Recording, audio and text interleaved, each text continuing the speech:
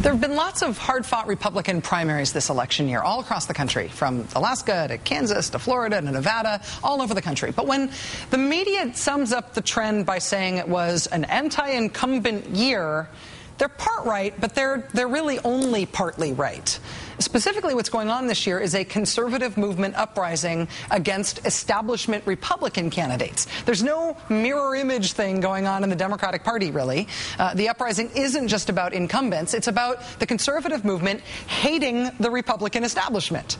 Now, what that means in Delaware's Senate primary is a competition among Republicans to see who counts as the establishment and who counts as the real insurgent conservatives.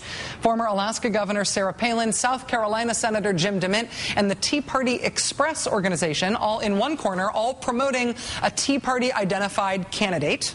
And in the other corner, the Republican Party in state is unified around a 9-term Republican congressman, a man named Mike Castle.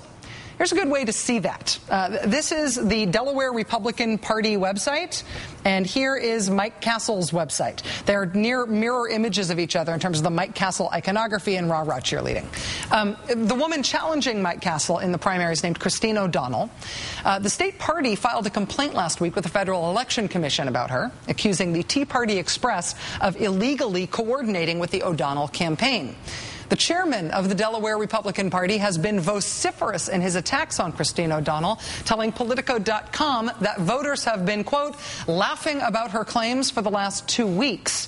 In response to Christine O'Donnell rather flagrantly ducking the press in Delaware, the state's Republican chairman said, quote, I suppose they're probably keeping her hid away so she doesn't have to answer questions.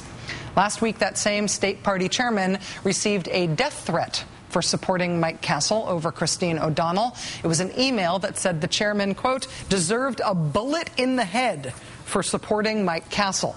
The chairman's family has since moved out of their house. In Delaware, it is a closed primary tomorrow, which means only registered Republicans can vote. Only about an estimated 30,000 people are expected to vote in the Republican primary, which basically means my high school graduating class could swing that election. Because despite all predictions and prognostications to the contrary, this race is turning out to be very close.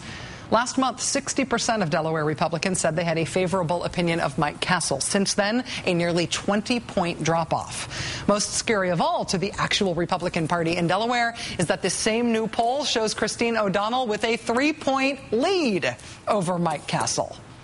Judging simply by poll numbers and by the expected very low turnout, it is not inconceivable that Christine O'Donnell will win the Republican Senate primary in Delaware tomorrow. And then the state party, embraces her and helps her win and gets out the vote for their standard bearer, Christine O'Donnell?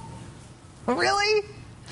If not, and that seems more likely than not, what's the Delaware Republican Party for after this? What's its function? With all these outsider candidates beating Republicans who are supported by the party, running against the GOP, it's almost like the actual organized Republican Party is becoming a vestigial organ. Joke all you want about Christine O'Donnell's extreme abstinence campaign and vestigial organs, but if she wins, really, who runs her campaign? Who funds it? And what does the real Republican Party in that state that's so horrified by her do in the general election? Ooh, I love election years.